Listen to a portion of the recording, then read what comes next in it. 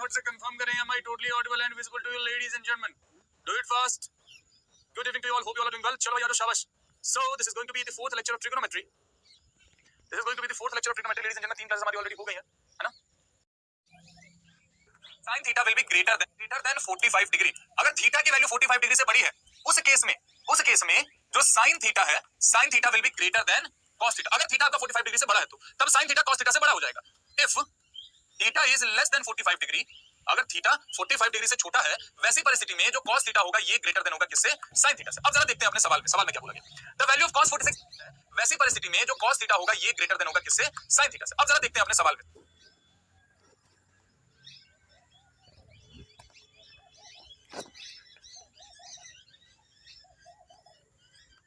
45 degree से छोटा है, वैसी परिस्थिति में जो cos थीटा होगा ये ग्रेटर देन होगा किससे? sin थीटा से. अब जरा देखते हैं अपने सवाल में क्या बोला गया. The value of cos 46 minus sin 46 is positive. यहां पे ये है 45 से तो बड़ा है ना? इसका मतलब क्या हुआ? sin थीटा बड़ा होना चाहिए. दैट मींस sin 46 की वैल्यू cos 46 से बड़ी होनी चाहिए थी. यहां पे छोटे में से आप बड़े को घटाएंगे तो पॉजिटिव कैसे आ जाएगा? बिल्कुल गलत जवाब. दूसरा, cos 44 माइनस sin बड़े को घटाएंगे तो पॉजिटिव कैसे आ जाएगा? बिल्कुल गलत जवाब. दूसरा, cos 44 minus sin 44 is negative. अरे दादा, cos 44 अगर लिखा हुआ है, अगर cos 44 लिखा हुआ है तो cos 44 तो sin 44 से बड़ा होगा ना?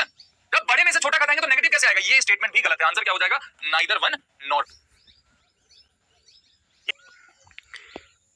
साइन 45 से नीचे होते हैं वो सब छोटे होते हैं, तो साइन 45 से होते हैं नीचे वो सब छोटे होते हैं. साइन cos 45 से जो बड़े होते हैं वे सब बड़े होते हैं. सबसे 45 के बाद बड़ा होता जाता है और cos 45 के बाद छोटा होता जाता है.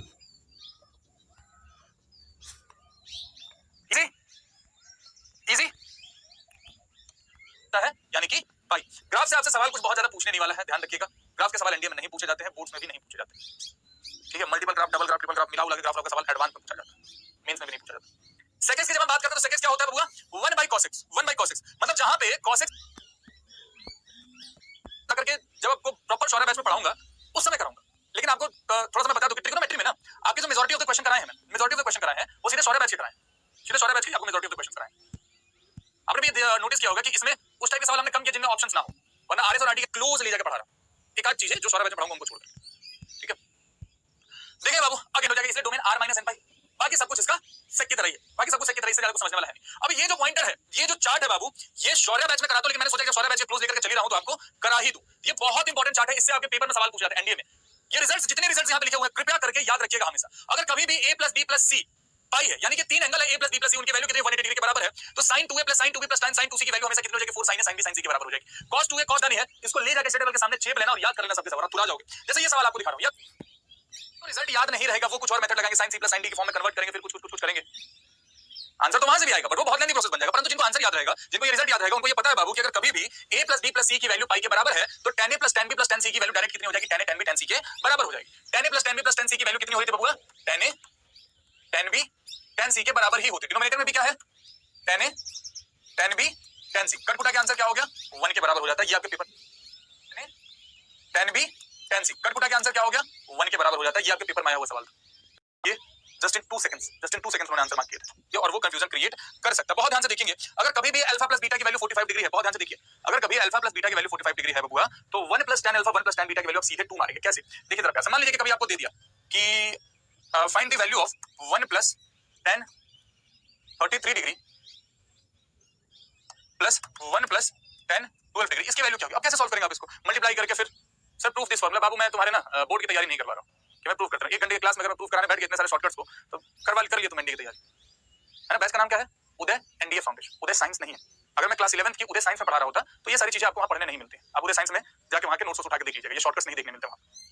ठीक है, I am not going to prove this formula. इतने सारे शॉर्टकट्स आप तुम्हें बताओ बाबू, इतने सारे शॉर्टकट्स आपको देता हूं. अगर हर शॉर्टकट्स में प्रूफ करने बैठ गया तो कभी खत्म हो पाएगा सिलेबस आपका?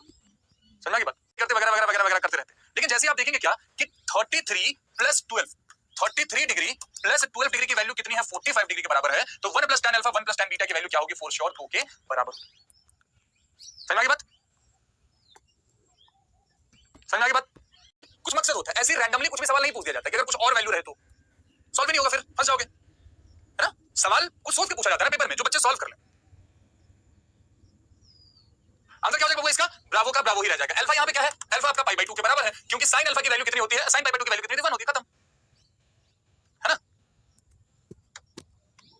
अगर tan theta plus cot theta 2 था तो इसका मतलब थीटा की वैल्यू कितनी थी? 45 डिग्री के बराबर थी, तभी तो tan 45 1 cot 45 1 1 प्लस 1 कितना? 2। तो sin 45 की वैल्यू कितनी हो जाएगी? sin 45 की वैल्यू 1/√2 के बराबर हो जाएगी, यानी ये आपका आंसर हो जाता है। प्लस tan थीटा की वैल्यू क्या है? 4 है। तो अभी जो हमने आरआर मेथड पढ़ा, उसके बेसिस हम सीधे क्या बोल सकते हैं? sec theta minus tan theta की वैल्यू क्या हो जाएगी? 1/4 के बराबर हो जाएगी, राइट?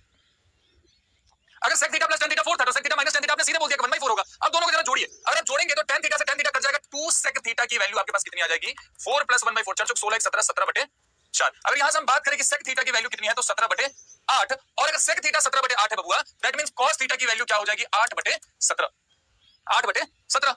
यहां से अगर मैं sin थीटा की बात करूं तो sin थीटा क्या हो जाएगा? sin theta will be √1 minus 8 का स्क्वायर 64, 17 का स्क्वायर आपका हो जाएगा 2 8 9, 8 17 और 15 मिलकर बनाते हैं पाइथागोरस ट्रिपलेट। मतलब इसका आंसर क्या हो जाएगा? 15/17, 15/17। This will be the answer. अगर आपको यार मेथड याद नहीं किया कि sec theta plus tan theta की जो वैल्यू हो जाएगी वो 3/2 हो जाएगी। अगर हमने जोड़ा तो tan थीटा से tan थीटा चला जाएगा, 2 sec थीटा की वैल्यू कितनी हो जाएगी? 2/3 प्लस 3/2। एलसीएम कितना हो जाएगा बबुआ? 6, 2 दूनी 4, 3 3 जा 9, 9 4 13, 13/6। sec थीटा अपना कितना हो जाएगा? 13/12 के बराबर। sec थीटा 13/12 एक ही जगह दिख रहा है, ये eliminated, this will be the answer. tan theta 2026 होगा, फिर उसके बाद एनडीए 2 2026 होगा, तो उसके लिए एलिजिबल होगे। तो तुम्हें शौर्य बैचेस के क्लासेस मिलनी स्टार्ट होंगी मार्च 2026 से, ठीक है? मार्च 2026 12th। और जब फॉर्म भराएगा तब तुम क्लास 12वीं में नहीं रहोगे, तो गलती से भी एग्जाम मत दे देना इंडिया 1 2026 वाला। कहीं ब्लॉक कर दिया यूपीएससी ने तो लेने के देने पड़ जाएंगे, परीक्षा नहीं दे पाओगे। अब जरा इन आरआर मेथड की बात करते हैं। रहिएगा 2 cos A cos B, फिर बदलते रहिएगा। लेकिन अगर आपके पास आरआर मेथड है, अगर आपके पास आरआर मेथड है तो आप इस पे ध्यान देंगे कि ये लिखा क्या हुआ है? ये एक्चुअली में लिखा हुआ है cos 20 degree, cos 60 minus 20 degree, cos 60 plus 20 degree, cos theta, cos 60 minus theta, cos 60 plus theta. इसका मतलब आंसर क्या हो जाएगा इसका? साहब इसका आंसर हो जाएगा 1/4 cos 3 into 20, that means 1/4 cos 60 degree के बराबर। और cos 60 क्या हो जाता है? सब cos 60 1/2 हो जाता है ना? cos 60 1/2 हो जाता है, तो 1/4 into 1/2 answer is 1/8। This will be the answer.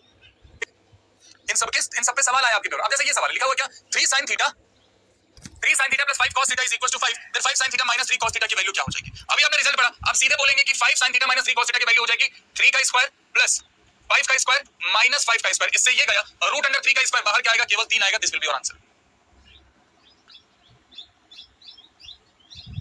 Sir RR का फुल फॉर्म होता है rapid result method.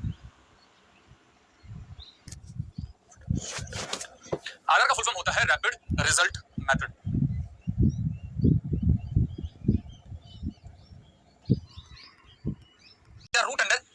√a square plus b square minus 3 square की जो वैल्यू है कितनी है? 4 के बराबर है। अभी हमने रिजल्ट पढ़ा उसी के बेसिस पे। अगर हमने दोनों साइड स्क्वायर किया तो बाय स्क्वायरिंग बोथ साइड, अगर हमने दोनों साइड स्क्वायर कर दिया तो इसका रूट गायब हो जाएगा। आएगा क्या? a square plus b square minus 9, 4 का स्क्वायर कितना? 16। ये क्या हो जाएगा? a square plus b square is equal to 16 plus का 9 यानी कि 25 अल्फा।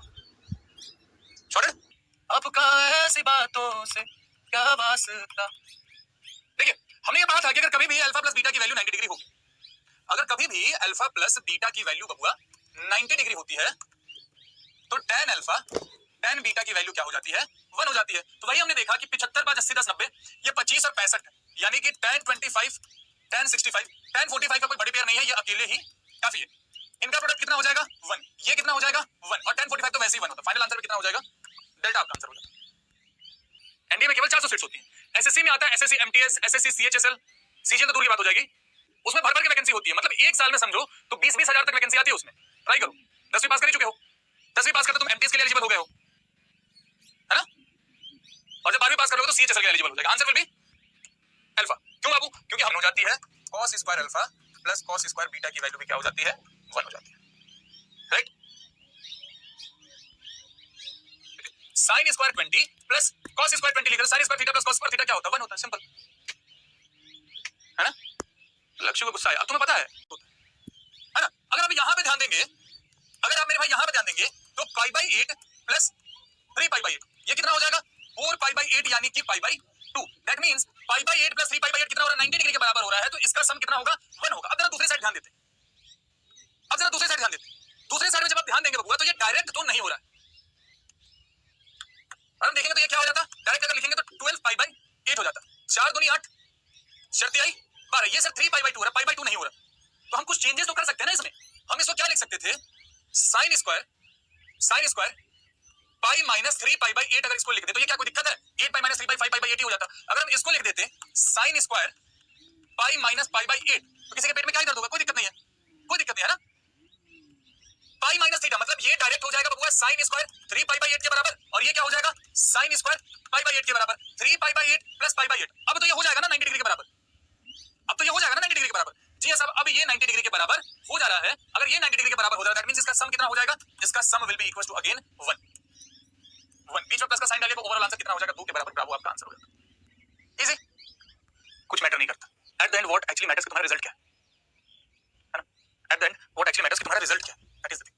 देखिए अगर हम पूरे को cos थीटा से डिवाइड कर देते, इसको लिख देते a sin theta by cos theta, और b cos theta by cos theta तो सिंपली b ही बन जाता, a sin theta by cos theta, b cos theta by cos theta तो खत्म ही हो जाता, यानी कि ये बन जाता बबुआ a tan theta plus b upon में a tan theta minus b। tan theta की वैल्यू हमारे पास ऑलरेडी a बाई b थी, तो हमने इसको लिख दिया क्या a into a by b plus b upon में a into a by b minus b। ये क्या हो जाता है बबुआ a square plus b square upon में b, डिनोमिनेटर में क्या हो जाता है a square minus b square upon में b, इससे ये गया फाइनल वैल्यू क्या हो जाती है a square plus b square upon में a square minus b square. Alpha आपका आंसर हो जाता है। Then which of the following is correct. अब देखिए इस टाइप के सवाल ना एनडीए के लिए इंपॉर्टेंट होते हैं, इस टाइप के सवाल एनडीए के लिए इंपॉर्टेंट होते हैं क्योंकि यहाँ पे अगर आप देखेंगे तो ट्रिग्नोमेट्री में आपका क्वाड्रेटिक इक्वेशन यूज हो रहा है। ये आपको मैं होमवर्क दे रहा हूँ, इसको ट्राई करके आइएगा, अगली क्लास में इसको डिस्कस करेंगे, ठीक है। आपके पीवाई के कुछ अच्छे प्रैक्टिस करने वाले हैं, फिर हम ट्रिग्नोमेट्री की इक्वेशन पढ़ेंगे। मैंने दूसरे मेथड से किया, कोई बात नहीं। THANKYO, thank you for cooperating with me from last 1 hour।